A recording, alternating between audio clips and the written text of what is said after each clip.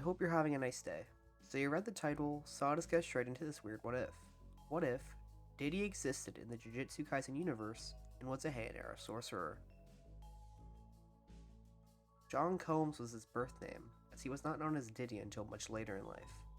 He was born in a small village to a mother and father of unknown origin and name. His mother died during childbirth, as during the Heian-era, modern medicinal care was beyond even fantasy. His father, on the other hand, wasn't even in the picture, having mysteriously vanished from the village one day, never returning. The villagers, now his only caretakers, didn't know what to do with him, reporting that mysterious occurrences seemed to occur around the boy. Objects were sent flying, moods of the other villagers randomly and abruptly worsened, and terrible nightmares seemed to occur all throughout the village. As the boy aged, things seemed to worsen.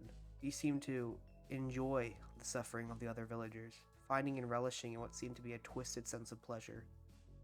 The boy claimed to see monsters all the time throughout the village, and although he didn't seem very afraid of them, the villagers, already terrified of the boy, had their fear worsen.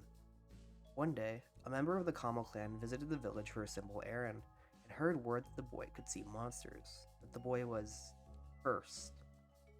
Recognizing the signs of someone who could perceive cursed spirits, he asked the villagers to allow him to take the now 5-year-old boy, to which they immediately agreed. He took the boy back to the Kamo clan's residence, showing him to the clan leader and mentioning that he may actually have potential as a future Jujutsu sorcerer. The leader, intrigued, agreed to house the boy in their residence, and that everyone else in the clan would first test him, and then foresee his training. Over the next few weeks, he was first tested to see if he could actually see curses, to which it was quickly discovered that he could not only see them, but he seemed to gravitate towards the stranger, more disgusting ones. The ones who had some relation or another to discomfort or something being forced upon someone. Then, he was introduced to the basics of cursed energy, which he seemed to understand upon his very first day of training after it was shown to him. He was also shown the Kamo clan's main curse technique, blood manipulation. After learning about cursed energy, the next day, he seemed to be in deep thought, heading to the building's training room. The Kamo clan members watched in confusion as he let his cursed energy flow around him, and all of a sudden, his cursed energy transformed into this strange, oily liquid with a strange consistency.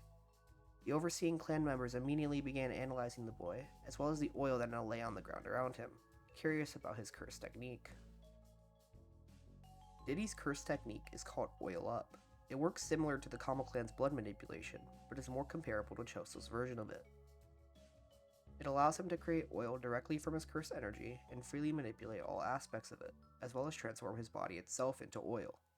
The transformation doesn't have to be complete either, as he could transform just his blood into oil with similar properties to the original blood, effectively eliminating blood loss as a threat. There is no reverse curse technique version of this curse technique. Over the next few years, as the boy matured into a man, his mastery over his cursed energy, as well as his cursed technique, only grew. He could do practically almost everything the Kamo clan could do with blood manipulation, but better, mastering reverse curse technique and even domain expansion, the pinnacle of Jujutsu sorcery. Diddy's domain expansion is called Freak Off, and it resembles a room with walls made of bottles of oil, with a singular light illuminating the entire room. The sure hit effect of this domain is conditional, and is only activated when Diddy and his opponent or opponents participate in a forced freak off, a competition where the participants physically pleasure themselves for as long as possible. The loser of this freak off has their blood completely replaced by Diddy's oil, but as stated when talking about his cursed technique, Diddy can manipulate his oil to act as blood, so even if he loses the freak off, he will not suffer any consequences. By this time, Diddy had also begun kidnapping people from the villages in secret, hosting mysterious events known only as Diddy parties. Eventually, the Kamo clan found out about this, and the mysterious events contained so much unspeakable horror that nobody ever spoke of them again. They banished him from their clan, their most promising prospect now a stain on their clan that they will never mention to their descendants, hoping to erase the terrible man from history. It was at this point that the boy's name was now only Diddy.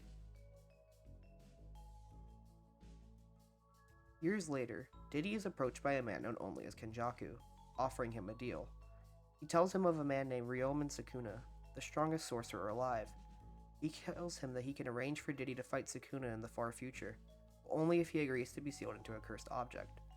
Diddy, declares that he will not only fight the proclaimed strongest, but wants to challenge him to a freak-off. So he immediately agrees, transforming his body into oil before being turned into a cursed object, the oil being stored in a bottle, lying in wait for his freak-off with Sukuna.